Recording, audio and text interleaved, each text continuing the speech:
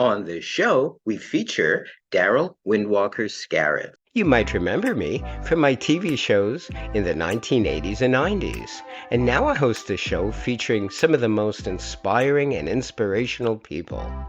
Welcome to Magical People.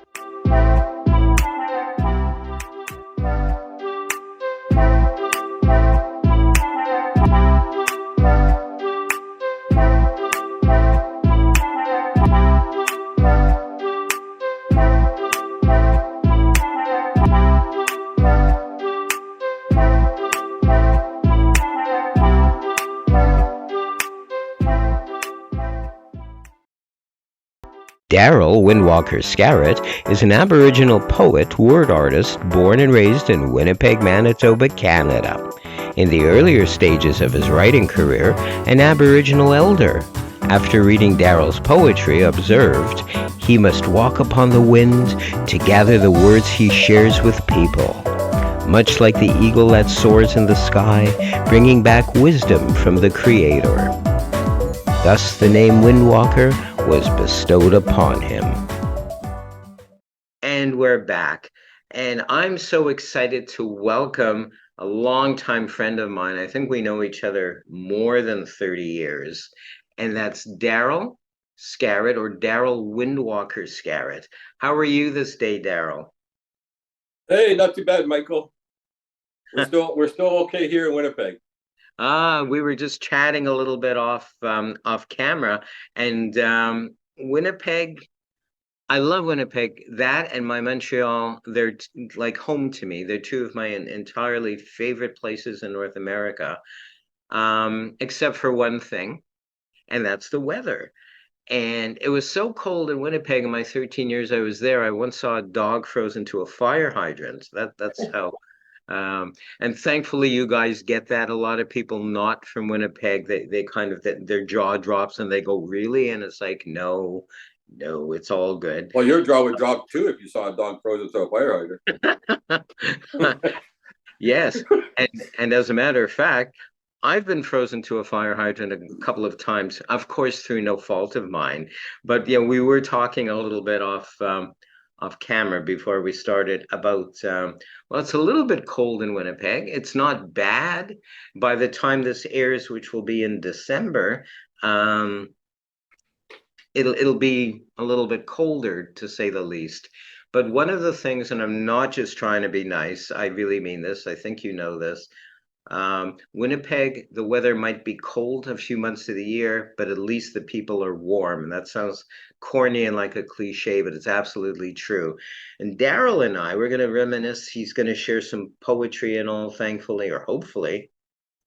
But Darrell, okay, some people know Darrell as being the voice of Desmond and Forgetful and a few other characters on my TV show, which ran for 9 years. Other people know Darrell as Windwalker only for his poetry, and other people know him for both. And so that's kind of a quick introduction, but true. So what we're going to try to do is combine, this came to me yesterday actually, is not to be so rigid and to try to be a little bit more flexible in my presentations and to kind of mix your incredible poetry. And I hope I'm embarrassing you when I say that, your incredible poetry with reminiscing about the old TV shows. Because you were with me, Darrell, pretty much right from the beginning.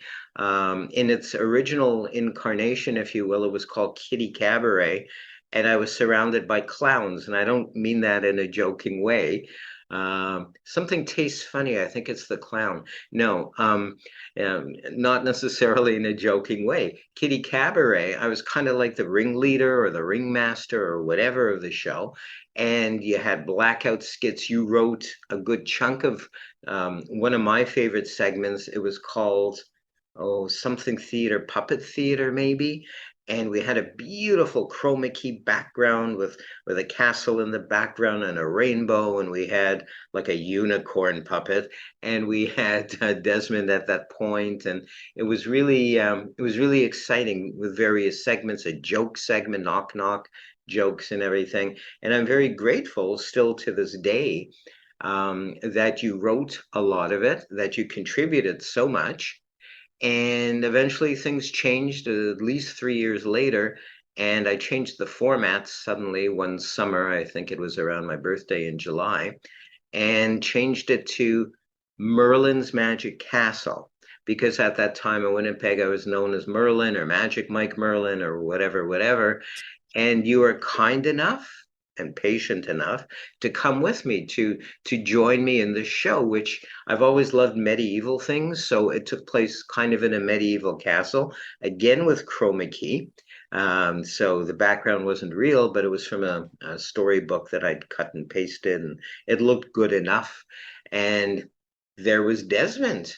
Lo and behold, he was the castle dragon. Yeah, that's where we grew up, in the castle, So our I dreary castle. our our whole cast of characters kind of began from there. That was the nucleus. In my opinion, some people believe that Magic Mike's Castle was the most popular. Other people believe that Kitty Cabaret was the most popular. It just depends on the person's age. And honestly, I'll admit it to our viewers out there, anyone who's watching, anyone. Um, I originally did it not necessarily as a lark. Kitty Cabaret was done as a lark. It was kind of a takeoff, if you will, on kid shows. And due to circumstances of when I switched over to Magic Mike's Castle or Merlin's Magic Castle, I kind of got a little bit serious and took it as like a real kid show, which is okay because the kids took it as a kid show. Young adults, well, they had their own reasons for watching that show. The And university students, we had a big following with the university students and the yes, gay community. They all yeah, loved the boys and you. well, hopefully and thankfully as well. And then there was the adults, some of which they were mixed. Some of them took it as a kid show and maybe plopped their kid in front of the TV, or they enjoyed it. And then there was the other adults that kind of understood. I was trying to present it on a number of levels. Thanks to you, Darrell, and the boys and their comments, we were able to do a little bit of a sarcastic or joking kind of thing. So hopefully we didn't take ourselves too seriously. And all in all the shows, including Magic Mike and Company, which took place more in modern times, but again in a castle, thanks to you, it lasted 9 years, 9 seasons, we say. And that blows me away because it kind of went rather quickly. Wouldn't you agree? Well, it went so quickly that we didn't even realize that we were won an award for the best children's show in Canada on a community access station. You remember Yes. that award? We didn't Yeah. even know it. We didn't even know we were doing a kid show at the time. Well, So and some of the funny things was like, who writes the scripts? And we looked at each other and goes, what script? We don't have a script. exactly. I had to come up with what they call a rundown sheet for the TV station, but really it was a framework that we worked within, and you're absolutely right. We basically improvised everything. I brought a few tricks depending on how many shows we were recording or taping. We'd say taping back then. And it was great fun. I think that was half of the fun and half of the thrill, wasn't it? Of kind of flying by the seat of our pants, so to speak. Yeah, we knew we had 3 shows, and the boys brought 3 different costume changes and all the bags full of tricks and toys and stuff like that. And we just went by what you said. It's awesome, so exciting. And I'm going to share with our viewing audience and later our listening audience because we have this both as a podcast and a vodcast, they call it nowadays. I still want to call it a webcast, but it's called a vodcast now. Really, what intrigued me and excited me and was so neat were the props and the clothes involved with the boys. We call them, you and I, the boys, Desmond and Forgetful. Although there were other characters, there was a mail carrier, I believe, on the show, Pony Express, Hobby Horse, and the owl, the wise old owl. and then the rat. Let's not bring in someone's husband. No, I'm joking. That was a whole other show. Thought the rat got in jail or got out of jail. Jose Raton. He likes Yeah, cheese. yes. So, The boys found him hiding in the castle. so cool. So cool. We had great fun. Oh, one of my favorite things, I hope it was yours as well, was the alphabet lunch segment. Can you share a little bit about that? Well, the thing is with the alphabet lunch was that we wanted the kids to have nutritional foods, but we had to present it in a funny way because we couldn't be too serious about it. So you never knew what was in the lunchbox and what they had packed away. That's absolutely So, true. I'm gonna. so for example, Desmond said he had brought uh, French fries, and you opened the box and there was a potato. And he goes, "Oh, hey, Wiz, those are French fries in a bag." Remember the pickle wrapped in Oh, cellophane or something? yeah, we had the pickle in there. We we had a whole bunch of different things in there. I have to say, I was kind of surprised and taken aback when I saw the pickle wrapped in cellophane. But of course, you knew where that was going. You had planned it, and it's like, oh dear, what? How do I improvise this? And how do we keep it to even a G audience, not even PG audience, and yet have, I'm sure, our adults clued into that as well. It was so cool. Do you remember, speaking of surprises, one of the prizes or a group of prizes I had, I don't know if it was from the Children's Festival in Winnipeg or Grapes or Bombay Bicycle Club. Anyway, one of them donated a t-shirt. It was black. I remember that. And usually I would lift it up and show the camera the t-shirt. Do you know what I'm talking about? I think so. You're going to make me say it, but I really won't. I'll do it generally. So, fortunately, whoever rigged this up, they put it face down so I would have to lift it up first towards me. And it was a stick figure, anatomically correct, we'll say. And it's like, okay, well, I can't show this on camera. How do I get around this? And I don't know if the boys were aware of this. Did you say anything? Do you remember? Well, I just said that he was standing on his head, and and you go, well, no, boys, that's not what's happening here. So I had to just try to describe the proper t-shirt, although it wasn't there, without actually showing it. I think I said something like, "Oh, here's a lovely Grapes t-shirt from Grapes Restaurant, blah blah blah," or maybe it was the Children's Festival. But that was just one of the fun jokes. We had a great time. And the staff did as well. Half the fun was us working with a great group of people, including Curtis Breslaw. Grant. Tanis, Hmm? I think Tanis still works for CKY. Oh wow. Um, who else? JD, Yes. All of them were so special. They were great. and our famous friend, Susie Maloney.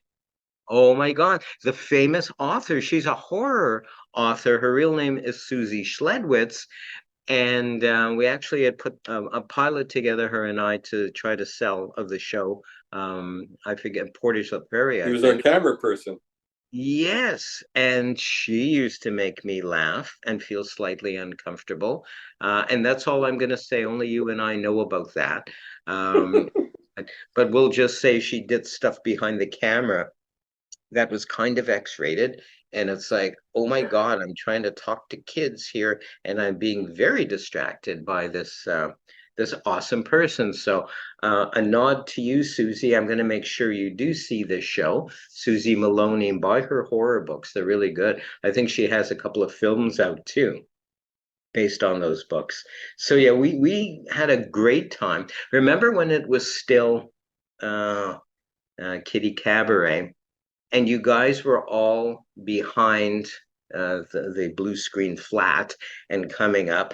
And just before the cameras rolled, you all had to disperse. Do you know what I'm talking about? Yes, there was a gas leak back there. Yes, yes. And we won't mention who that was, but you and I know who that was, and let her And you rest. didn't help the situation any better when you sat there, just kept quiet, kept snipping away, and then oh my gosh, here we go again. I was pretty bad. I was pretty bad back then. Another nod to, in case we didn't mention JD, JD was an amazing help. A couple of these guys were loyal to our show for at least 7 years, which blew me away because with VPW, there was great turnover. Often, most of the other productions wouldn't know who their camera person or persons or their switcher was going to be that week. But our guys, they stuck with us for 7 years. And I'm sure there was major brain damage done to them as well as to the viewers. I think it got to the point that the show became so popular that we had a dedicated cameraman, but they would always give us a volunteer guy to handle the mic That's true. That's absolutely true. That was because so, there was a time that we went out to do that Halloween show, yes. and we get to the location, we have the dedicated camera person, and then the person that was supposed to be handling the mics, he says he had to go back to the studio because he only brought two mics. And we says, well, what do you mean? There's only Darrell and Mike. He goes, get it straight, guys. Look at these guys. There's Desmond and Forgetful. I need two more mics. And he went back to the studio to get two more mics for them.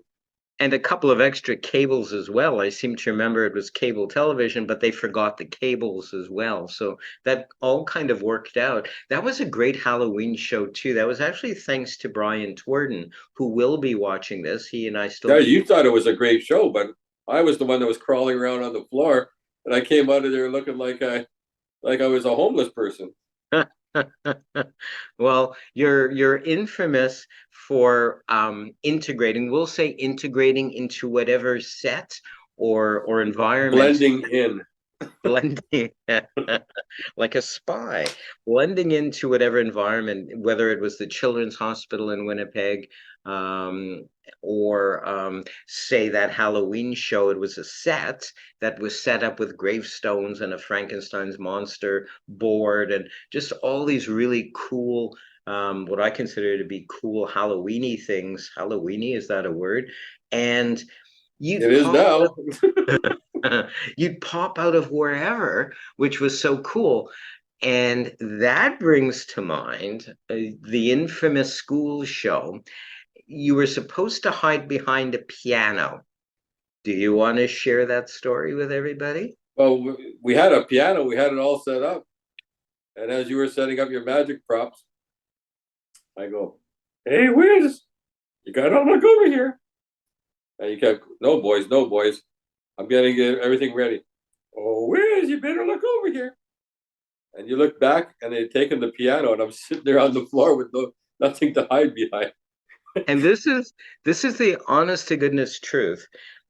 Darrell was all set up. He was always very proficient and efficient, and I never had to worry about him and his thing. He took care of his portion of the show, which we integrated into my show and all that. Although I suspect that Magic Mike was really working for the boys. It was a two-man operation, Desmond and Forgetful, essentially. In any case, and it's absolutely true. I'm setting up, I'm focused, maybe meditating or whatever it is the heck I do seconds before a show.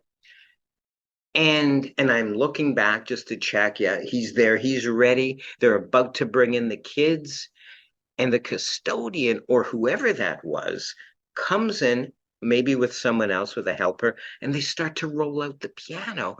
And Darrell's just he's crouched just like that, no cover, nothing, with Desmond and Forgetful in each hand. And it's like, oh, I think we have a problem. The teacher comes over, I think, to me and says, are we good to start? And I point to Darrell and I go, we need that piano. The piano, bring back the piano. So eventually they did. It was a good show. But stuff like that happens. And it's fun in a way because how quick can we think, right? To kind of fix things up. I think it's time. Well, I try not to think, but I would love you to share a couple of your latest poems, maybe not. Maybe they're Well, old ones. like I said to you earlier, we're going to take you through a journey. We're going to take you from the beginning. Some will be prolific, some will be profound, but most of the time they'll make you think and wonder. And so the boys and I, we talked about it, and the boys came up with this one for you. And we'll start it off with, it's called Once Upon a Time. It says, once upon a time, the wizard journeyed from his castle to a faraway land, with dreams in his heart, music in his soul, and magic in his hand. And his friends Forgetful Lion and Desmond Dragon were very sad to see him go. And they promised to look after the castle, full of memories and all its tomorrows. And life brought the wizard a damsel who loved him and gave him happiness and so much more. And the kingdom rejoiced for the wizard who had found the peace he had been searching for. And their story began once upon a time, and there is no end, of a wizard, his castle, a dragon and a lion, and how they became forever friends. Awesome. Awesome. I cut away during that because I had to wipe a few tears. Um, Well, just we to warned you to get out the mop. let's have another one if you're ready, please. Well, then we go through the next journey, and we honor the police officers and the people that look after us and protect us. And it's called Unsung. So brave men and women who heed the call to their career, putting aside their own safety and forgetting their fear, to protect their country, the city, and community, so every man, woman, and child can live safe and free. Proud and professional in the chosen uniforms they wear, stoically facing the unknown that exists out there, and serving without rewards each and every day. Unsung and nameless, they are heroes in every way. Beautiful. Beautiful. Do you have one more? Oh, I got a whole pile here. Let's, We talk about the truth and reconciliation. That seems to be the hot topic lately, about truth and reconciliation. And this one is called I Have Heard. I have heard your words and I feel your pain. I have heard your cries and I've seen your tears fall like rain. And I have heard the stories and the many scars they left behind. I have heard of broken spirits and I have heard of broken minds. And I have heard they found the graves of our children with no names. I have heard it is the white eyes and their God that is to blame. I have heard that we must forgive, but we will never forget. I have heard we must heal with hope, but I have heard there will always be many regrets. I have heard and I walk with you in spirit. beautiful. Beautiful. Let's continue on. Okay, it's called A Talk with the Sky. He spoke with his God while looking up at the night sky and asking me that one and only important question, why? So why have you chosen me to be one of the forgotten few? And why are my struggles so many, no matter what I do? And there are days I'm tired, hungry, and cold that I just want to die. And it's been so long I can't remember my name. And I have no more tears to cry.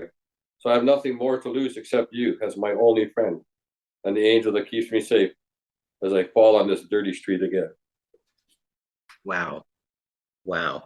This is reality as well.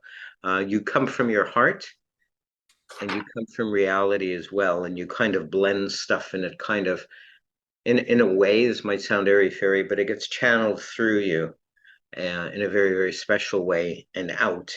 And there's I am the reality. voice. I am the voice. The Windwalker is the voice of those that can't speak. Perfect. Perfect. More, please. Okay, it's called I Am Tired. I am tired of hearing someone of race or color die because wrong is right. And my heart bleeds for the cries of anguish heard in the silence of the night. I am tired of living a lifetime of fear and uncertainty, where white words can take away my job or imprison me.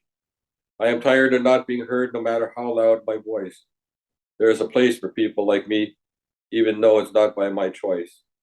I am tired of holding on to that dream that Reverend King hoped for. And if I had one last wish, it would be that my children do not have to fight anymore because I am tired. Beautiful. Beautiful. More, please. Called Angels. Angels have no names, but they have beautiful faces, hearts that love and are full of simple graces. Angels are humble and compassionate in the performance of their deeds, tending the sick and healing the spirits of those in need. Angels have patience and comforting words that are so wise. They offer hope and caress the tears from one's eyes. Angels walk amongst us, often silent in their ways, and our lives are enriched by their presence each and every day. And who is your angel? Beautiful. Beautiful. Let's continue on. Continue on. It's called Spirit in the Water. And alone he stood, watching the mighty river flow, sensing the spirit of others, their joys, hope, their tears, and sorrow. So many secrets, so many stories traveled within the water. And he knelt by the edge and released the paper cranes in memory of his daughter. And silently his heart wept as the memory filled his eyes. And he watched the paper cranes drift away till the water touched the skies. And love you forever, Tansy.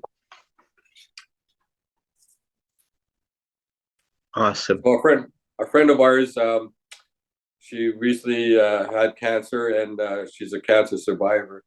But while she was going through the treatment, she needed a little bit more encouragement than letting her know that people were there for her. And so this one is called Cry Pretty.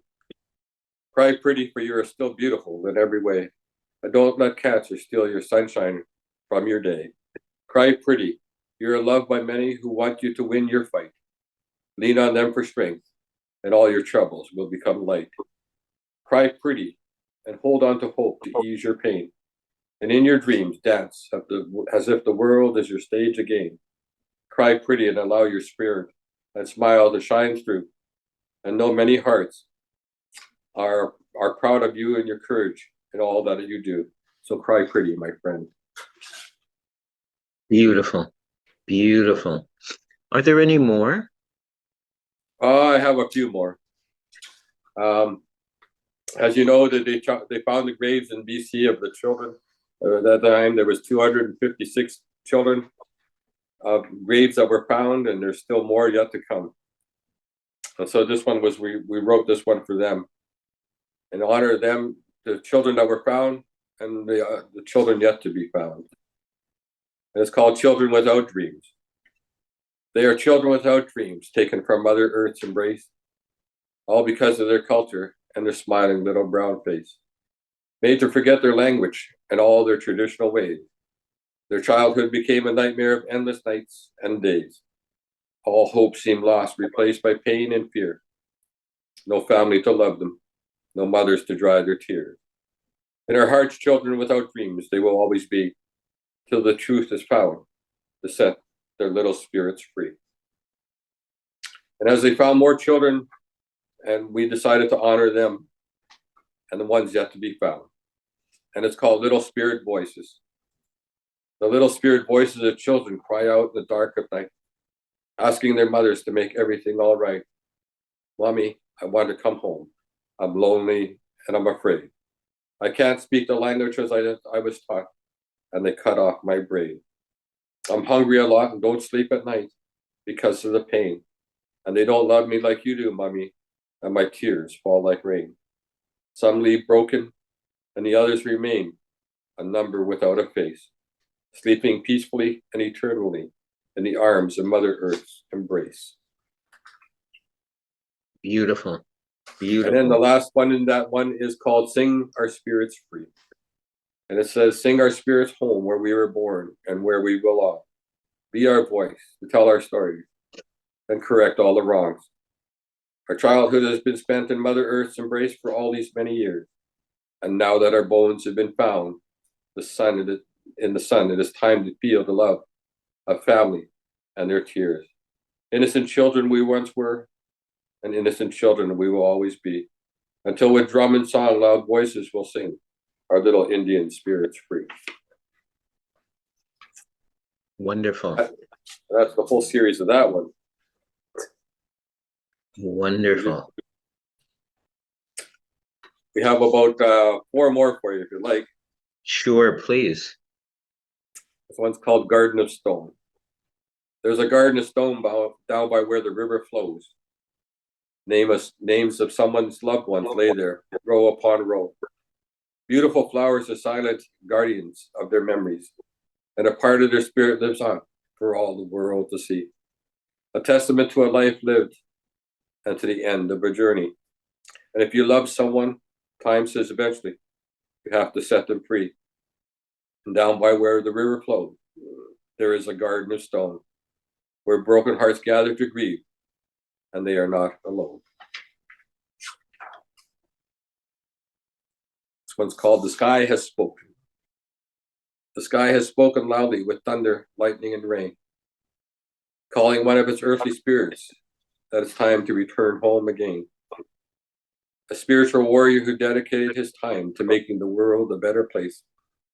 And he served humbly with magic, compassion, empathy, and with grace. He did not count his wealth with lots of money, fancy cars, or a big house for all to see. Yet he was rich with friends, all the lives he changed along the way, and most importantly, his family. Our hearts like the drum beat loudly with sadness, just as our tears fall with many memories. His spirit is at peace, as he alone now takes his final journey. Goodbye, Dr. Joe Cockford. Goodbye, my friend.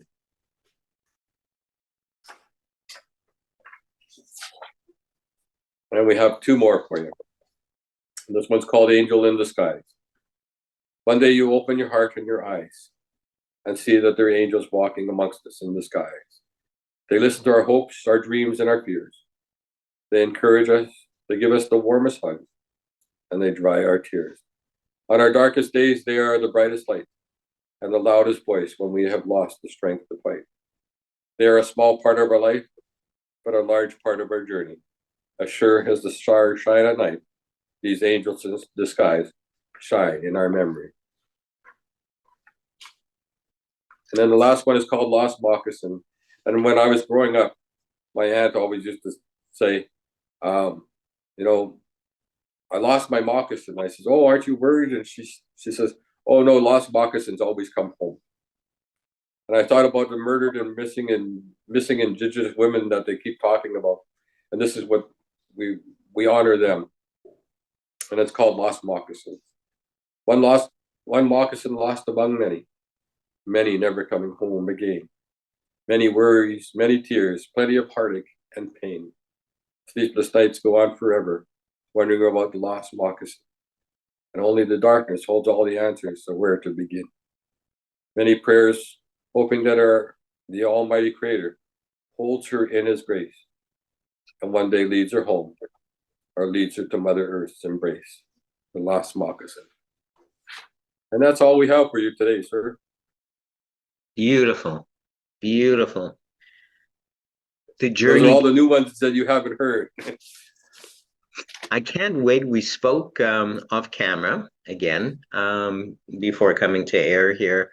And you have yet another book in the works consisting of many, many of your works. Somebody once referred to you, somebody we both know as, I think, a word poet. You're much more than that. Without sharing too much, I mean, it's on your website, which we'll give the address to shortly. You've been through so much at such a young age in Winnipeg, and you've come through it stronger. And I like to use the word warrior, but not warrior the way many people believe. I'm going to use the word, and this came to me, peaceful warrior. And I'm just wondering if there's any feedback about that. Well, I've been called a friend of mine. She visited Jamaica one time, and there's an underground reggae group down there and stuff. And she brings me back the song, and she says, "This is you. Look, I found you." She says, and it was called "The Lyrical Gangster." And I'm going, "What?" I love it. And our friend Sylvia Kuzik one time says, she told me, she says, you are the Windwalker, she says, because you write about things that people want to forget, but the words make us remember and we can't. And so we have to do something. And I'm going, well, okay, here we go. Beautiful, beautiful. I'm so honored to know you, Darrell Windwalker, Scarrett, and so grateful that you took a few moments of your time, actually a little bit more than a few moments, to share your words with all of us. Anybody who'd like to get in touch with you, how can they? Just send an email to the Magic of Windwalker. And You have that's, the yeah, you have the website and everything like that. So, yeah, yeah. or they can go through you, and then you can always find me somewhere walking on the wind, gathering more words. Even if I don't want to find Darrell, somehow he has always special words that I need to know about. Maybe I've been ignoring something. So he'll shake me up with a simple word or three, with a poem perhaps he's written that day. And it'll cut deep or go deep and make me think and think again. Darrell? Well, that's what the poems are. That's what the poems do, is they make people think. And like the Christmas poem is coming up. We send those out, and the Christmas poem is written specifically to make people realize how lucky we are to have what we have, because there are so few out there that have none. Absolutely. I look forward to those every year. I always forget. I never like to take for granted anything, any gift, if you will, any sense of sight or hearing, anything that perhaps can be taken for granted. I don't anymore, not for many years. And so it is with your poetry as well. And lo and behold, when I least expect it, there it is in the mailbox. And I still don't believe it until I read the name on there. And it's like, ah, oh, it's D. Scarrett. I have a feeling it's Darrell. So I'll open it up carefully. And there it is. And it's like a light in the middle of winter, so to speak. So thank you so much for you. Thank you so much for who you are. Well, thank you, sir. But we always say that the pen is mightier than the sword, and so the words travel all over the world. And a lot of the people have these poems; they're all over the world. Absolutely, absolutely true. I want to thank you once again for joining us this day, and I want to thank all of you out there for joining us this day as well. We'll see you all really soon.